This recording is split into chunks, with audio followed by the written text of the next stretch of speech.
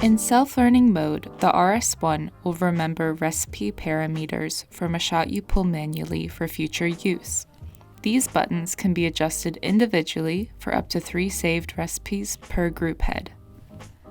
Step 1. Select the group head and the button you want to program. You will want to make sure that test is off. Step 2. Prepare your portafilter to pull a shot of espresso. Step 3. Press the button you would like to program. Your machine will now manually pull your espresso shot. Step 4. Press the button again when the desired amount of espresso is reached.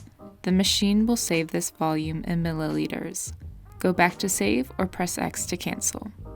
Repeat these steps for each button you'd like to program. Congratulations, you've now used self-learning mode on your RS1.